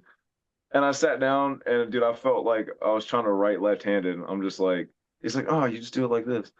Yeah, It's like, I couldn't maybe- either. I had my producer did the maybe same one thing day. before. Uh, That's wild, dude. Speaking of producer, how did you meet your current producer that worked on the EP? Man, so he did Alan Douches did Cover Your Tracks, which was my first album, Bury Dead, first Victory release. And so man, you know, Cover Your Tracks was a game changer. Mhm. And you know, and then the rest is history with Bury Dead, especially on our tenure for Victory. And so when I got out, man, and I started producing this, and then we're just like, okay, these are the guys, this is what we're moving forward to. I hooked up with Dan Thabit at Liquid Studios. Love his work, man. I love his creative process. He really got it. You know what I mean? Like he understood what I was trying to create. And then that circled me right back to Alan Douches. And so, man, we got on the phone and I was just like, dude, you did my first record of note. You know what I mean? You did my first record. It would be huge if you did my next first record. Hell Yeah. And man, he was just so cool. You know, this is a Grammy Award winning mastering engineer, man. Like mastering an EP that I recorded in my living room. You know what I'm saying? So like, for him to take it on, man, it was no question. Like as soon as I told him like this is where I'm at with it, this is what I'm doing, it would be super big if you did my second first. And he's just like, bro, no problem, let's get it. And Hell so man, I sent it to him, and again, just a guy who got the mission. Like as soon as Dan mixed it, he sent it back. The revision process, working with Liquid Studios, which I'm big on. I'm really big on the revision process. Like I worked with producers in the past who have killed projects because I'll send them something, they'll send me something back really quickly, and I'll be like, all right, cool, yeah, man, but we're almost there. And I'm really not gonna beat nothing up. But as a producer myself, I include a lot of things that like, if they're there, bro, they're there for a reason. I want them to arrive in the mix. And so I've sent stuff out that it might have 15 vocal tracks on it. And I've gotten stuff back from producers and he's just like, man, I just stripped it down to one up the middle, two, you know, two on the sides. I feel like less is more. I'm like, you feel like less is more. I sent you Right. 15 motherfucking vocal tracks. Right. I feel like more is more. That's why I sent those to you. The person who recorded those tracks did not do those so you could just gouge them out. You know what I mean? So right. I didn't Yeah. organize all that shit. So yeah, dude. So I'm big on who I send the material to, and I'm way bigger on who, how what the attitude is towards revision. And Dan Thabit at Liquid Studios, man, Barnum, bottom line, the most efficient dude I've ever worked with for mixing, because he's a nasty mastering engineer himself, but he's gonna mix it, and then he spends all his time like, now let's make it perfect. You know what I mean? Like we've made the thing, let's really figure out the sauce. And so, man, he did a killer job of mixing it. And by the time that it got to Alan, man, we hit him a pop fly. All he had to do was stand over there and catch it, and he did, man. And Alan Dows's mix, Converge, Dillinger Escape Plan, Mastodon, you name it, he's done it. And Bury Your Dead, man. So like, it just made sense for me to come around full circle with him. I think he did just an excellent job. We sat in my car out in the front yard and just listened to it when we first got it back, and everyone was just like, oh. Like, it's all there, man. And when you play it on a system, you know what I mean? Like, it don't want for nothing, man. That thing just it hits you in all the right spots. It's big, and that's like our whole thing that we're talking about, like big drums, big guitars, big vocals. We just want to be big.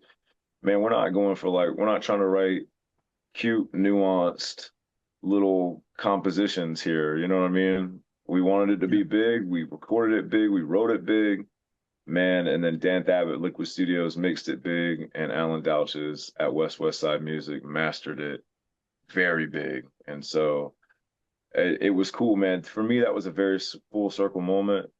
And again, man, to have such a team of elite level guys really working with a project that, man, we effectively got together and banged it out in my living room, man. So super, super cool, man. Shout out to those guys for making the dream come true. Hell yeah. A dream that we didn't even know we were having. We just wanted our stuff to sound cool. Hell and these guys aced it. How's the rehearsals coming along, fellas? Man, they're coming along nicely, dude. Yeah. I get up every time. It's either first thing in the morning here or something in the afternoon. But I mean, it's getting cleaner and cleaner. I'm a type of person that beats myself up when I don't have something correct. Like, nobody else has to do that in the band, It's like, oh, you messed up a part. It's like, trust me, I know. Don't worry about it. I'm gonna beat myself up about it until I get it done. There's no need to kind of get on me about it. But everybody's been like nice about it. Nobody's beat me up about the parts because, dude, if I have trouble on something, I'll let them know, and I'll say the next time I come back and have rehearsal, trust me, that part's going to be done. Like, it's going to be figured out. And some of the stuff that he wrote, I like it because I help write drums, but I do like it when other people that know how to write music write drums as well, because when they write those parts, I have to learn them. If you put me to write some of this stuff, and I do, and I have, but it's already stuff that I know how to play, So it's like, I really do like to teach myself. So when somebody says, hey, listen to this part, and I'm just like, oh, fuck, don't worry about it. I'll get it. I'll get it down. I'll make it happen. So, I mean, he challenged me on a couple of things, and I think there's one minor thing that I haven't got down right now, but I mean, he's given me full, customizability that I can do, and I can play it differently live. I would much rather not, but there's some things that I'm going to be doing a little bit different live because I feel like it would sound a little bit better, but either way, it's going to hit exactly the same. Nobody's going to watch on stage and be like, oh, he kind of dumbed that part down. It's like, I'm not dumbing it down. I'm just going to play it another way. Kind of challenging myself. He dumbed some parts up too, though. Yeah. Some parts up. Real dumb, dude, in the best way. Let's do a lot more. But why didn't we think of that? Yeah, honestly, yeah. Why didn't we record it that way? Fuck. I've always done that in bands, to where even in previous bands, we would just have just the straight breakdown going, and then all of a sudden throughout the years I'll surprise them and I'll throw 30-second notes in the middle of that breakdown. But the faces that I'll get from everybody turning around and looking at me would be like, fuck yeah, dude. Keep that shit going every night. I'm just like, oh yeah. So, but no, I mean, it has been going great. Everybody has their stuff down. Honestly, I've told them it's on me if anything happens, but I'm a perfectionist, so I'll have everything down by the show. Everything's gonna sound great. I'll have everything down to a T, and nothing's gonna happen unless I really just jinx myself. But I don't think it's gonna happen, man. Oh yeah, you'll be locked in. Are you guys Don't shooting drop a me, video bro. or something? I saw a post from you the other day. It's like more passion, more attitude, or like it was like Yeah. We got the music video for Manners is coming out next week. We shot it, it's done. We'll be doing a lot of footage for the show itself, so that'll be Oh, coming sweet. out like ASAP right after that. But yeah, man, we got a lot of stuff coming up, and right now, man, it's just like he was saying, even with the rehearsal process. But like we get it, you know what I mean? Like as a team, I'm very thankful this group of guys in particular because everybody can see like a mile past where we happen to stand. Like I've been in work environments musically where it's been extremely toxic in the way of you run in, no, it's like this, it's supposed to go like that. And it's just like, man, fuck, shut Oh up, dude. yeah. Because now you're stifling creativity. Like we've sat down and composed tracks that end up being an entirely different thing live. And like, bro, you're never gonna have that if you're just like, no, it's this, that. Like, man, we just throw ourselves at it because Yeah. the song is in there somewhere. Bro, we probably got 30 songs we might never use. You know what I mean? Like, we're tracking machines, dude. So like really what you're hearing is us coming down, and I wouldn't say that that's like the best of the best. No, it's just a good cross section of where we're at right now. Oh Like yeah. so the material you hear, that's not us just being like here's the cream of the crop. No, it's just like here's just a cool batch of stuff. You know what I mean? Right. This Um is the vibe we got going, and you know, more to yeah, come. yeah, and it's like and here's a little bit of variety too. So like if you listen to the EP and you hear like the difference between how Saviors hits versus how Manners hits, you know what I mean? But Yeah. like so now we play those songs in sequence live, but where we put our songs is important and the flow of how we do those things is important. Oh And yeah. so when we're in rehearsal, we're finding more things to be able to put into these songs that we've already recorded and done. Like sometimes it's vocals, sometimes it's little weird stuff we do on guitar. Like sometimes, bro, Saviors, if you listen to the beat, I mean, it's like a four on the floor straight ahead, and then Gio's throwing these little 30-second note flutters in there, and we're all just like, man, fuck yeah, dude. Like, way to find a spot. You know what I mean? Mm-hmm. So it's cool because now, like, when you come and see us live, like, even though it is extremely clinical how we execute our performances, you're still gonna have so much like little bit of flavor that's going on. Like, if you're a fan of the song, you're gonna see us live, and it's still gonna be there, but you're gonna have some real cool shit that only gonna happen once. Right. And then if you see it live and you're like, that is a cool song, you go back and listen to the record, you're also not going to be disappointed because you're just like, okay, like I get it because this is like the streamlined version. So I'm big on like what we record, let's make that fundamentally sound. But when we Yep. play live, man, like cut loose, bro. It's a show. You're supposed to have, supposed to be up there vibing, man. Oh yeah, for sure. Yeah, you gotta have fun, you know. Yeah, man. Yeah, that Like toxic like environment, practicing that's spin brutal. kicks in the backyard, man. That's the most important part of the set. You know what That's I right. mean? I was gonna ask Gio too. Speaking of your spin kicks, I noticed so you got the spin kick. John's got the laying naked with his guitar. So what, You Gio? nailed What's that. your what'd you say, I'm Eric? not much of a. I got in the habit of doing like this little spin trick with my left hand. I stopped headbanging. I'll headbang, for a music video, maybe a little bit for live shows. But when I first started playing music, dude, and it was 2008, 7, I was Yeah. doing windmills because Azalea Dying was doing it. You know what I mean? But Right. then every day, that day after, my neck was hurting, and I was like, maybe the older I get, I shouldn't be doing this. Like. yeah. And Yeah, I then hear that. I got older, started listening to, started playing shows with a click track, and click track kind of took the whole like feeling of the song somewhat away. Like I still love playing to a click track though, but it did take away that nice feeling to where you can get lost in the sauce. But I'm still going to be tight on stage, and I'd much rather have that and still have a fun time rather than just throwing my neck about like out and complaining the next day. Because I can't do a full tour playing the shows that I was playing when I was 18 years old. But I don't do much fancy stuff. I stay behind the kit. I'm gonna throw a hell of a lot more ghost notes in there, which he already knows about. So like that song "Manners" that we opened up with for the show, it has this one little genty part, dude, and I'm nonstop on the fucking snare, just throwing in Snare's haunted, bro. All of those fucking notes. But I'll be playing that live, but it's not on the the album, but definitely live. You'll be seeing some extra shit. I got a little spin trick with my hand, but it came naturally, and now I just do it to help me keep count. As soon as I hit the snare, I throw my hand up and spin the stick. And it's not to be fancy or anything. Like, I've watched Luke Holland and was like, that was tight, but I never really got to doing any of the spin tricks with the stick. So I kind of keep it plain and simple behind the kit, and I just make sure that I don't mess up. Oh yeah, you're feeling it.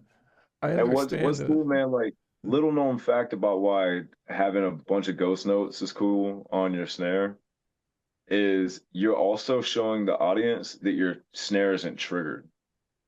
Yeah, you know that's what I'm saying? Point. Like when you got a really nasty snare tone, and like, man, so anytime you go see a band, like anybody that doesn't know this, when you go see a band and they got a really nasty snare, but you hear him doing ghost notes, bro, he's also letting you know that that is not a triggered sample. That's the way his drum sounds, and like that is kind of a flex in and of itself. Like that is a cool little thing that might not everybody catches that, but you'll never miss it now. You know what I mean? Right. Yeah, that is a good point. I hear you about in today's days where there could be so many things that can be backtracked and not played at all. You know what I mean? Or not sang at all. Or yeah, man. And we use tracks like which is cool. Oh yeah. Like I think that, man, there's a big we had this opportunity about this show recently, and the guys were saying about sharing not the other thing. This is a whole nother. I know I already mentioned about sharing the calves, but they were saying that it would be a shared backline, and we were just like, that ain't gonna work, man. Our rigs are very specific to what we use, but we play the tracks because there's a level of accountability there. We still want to have our tones coming through cabs. You know what I mean? We still want stage volume. We still want it to be a show. But at the same time, playing the tracks means that when we're in the studio, like we spare no expense. Well, I think we spent our whole recording budget on 808 drops. You know what I'm talking about?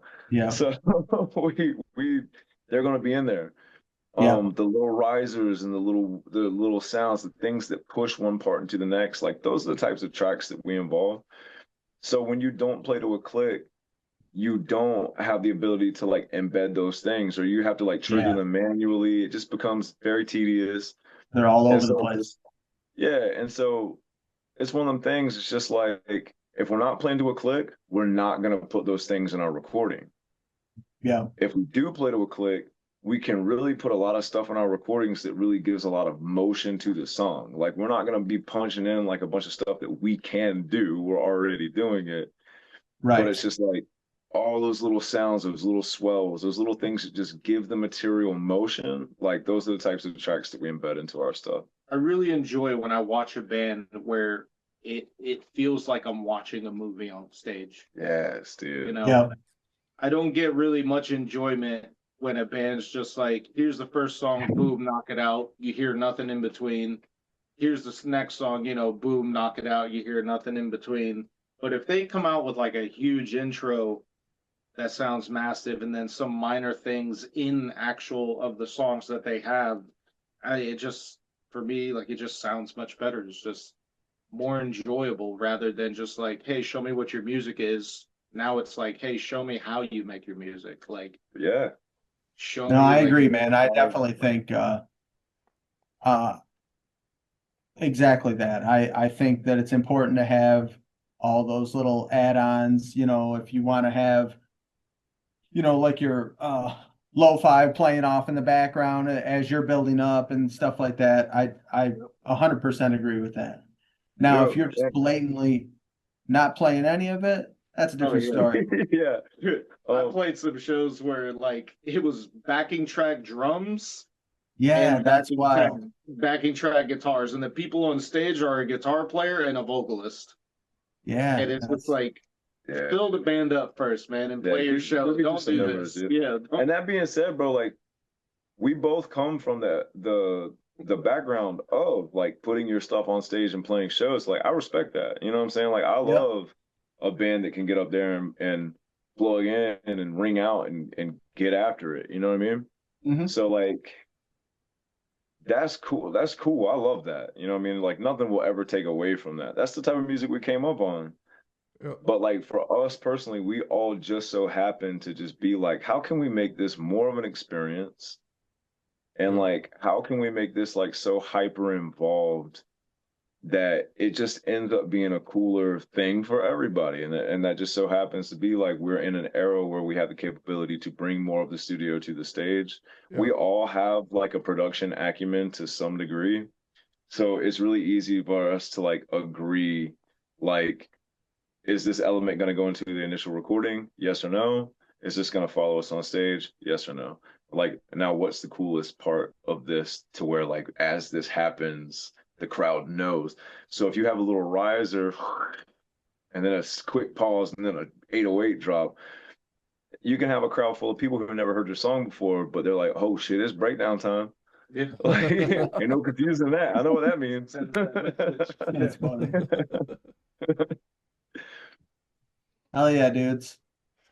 Well, man, I'm looking forward to it. I wish I could make it to Florida for this show, but it'll be out there, man. A trip for Sean and I. You guys will be able to catch it, but hey, man, we'll be your way fucking in no time, man. Hell yeah. Yeah. So I would say, man, honestly, you know, we're not gonna try to put anything out there that we can't view through the value of supply and demand, right? Right. So like what motivates us to even play this type of music, right? We have a blast together, bro. We vibe. We know that we want to bring that vibe out to an audience. Like, cool, check. What do shows mean to us? You know what I'm saying? Like, okay, so what does a tour mean to us? It has to be a string of those types of shows. And so we've all been doing this for a long time. And this being a new thing that we're all just excited about, it's just like, man, we're not gonna beat ourselves up over just trying to get some sort of exposure for exposure's sake. Man, we just want to create, and we all vibe together, man. We're all friends. We all got a lot of friends who do this, and so really, man, by the time that we jump out there, we'll be ready. That's why we have like the type of equipment we have. That's why we work with the types of engineers that we work with. You know what I mean? And we're not half-stepping fucking anything. And so we don't want to like get this together and be like, okay, guys, now it's time to go out and do this thing that will potentially make us jaded and potentially like deflate the things that we have built. You know what I'm saying? Right. So like we just want to make sure, man, that we can always get up there and just do it at maximum effort. And so we'll be jumping out there ASAP. And we just, man, it's nothing but big shit that we're wanting to do, man. That's it. You know what I mean? Big shit. And when I say big shit, I mean meaningful. Yeah. You know what I mean? Oh, and we're coming for you, man. So, you know, get on, you know, tighten up your shoelaces, man, because you're probably going to want to hit a couple little dance moves real quick, man, because we got some cool parts and some cool songs. Lock my doors. No. Yeah, man. Well, dudes, It's been a pleasure talking to you guys, man. Yeah, man, we had a blast, thank bro. you for... It's sitting here telling ghost stories and all kinds of other shit. It's like I really appreciate you toughing through the storm too. Hopefully, you guys get power back. That's a bummer. I hope. It's also hot as fuck down here right now, so that's cool too. But it'll come back on when it comes back on, man. We're just glad we were able to make this thing happen. This just made it even more interesting. I don't think we'll ever forget this one. No, I don't No, know. for sure. We want to fucking power one out. Yep. Yeah, All right, fellas. man. Well, hey, everybody, check out Ellis, and if you can catch a show, and we'll be on the lookout for the music video to drop next week, and more to come. Hell For yeah. sure, man. Eric Ellis, Spotify. The band is called Ellis. The EP is called The Answer. 6-song EP, man. That's going to show you exactly what kind of time we're on. Music video for Manners comes out very soon. And just stay tuned, man. We got some more cool stuff coming for you guys, man. We appreciate you spending the time with us. Oh, thanks a lot. Pleasure's ours. Hell yeah. Of course, man. We'll be seeing you soon, man. Yeah, take it easy. All right. Good Everybody night, have a fellas. good night.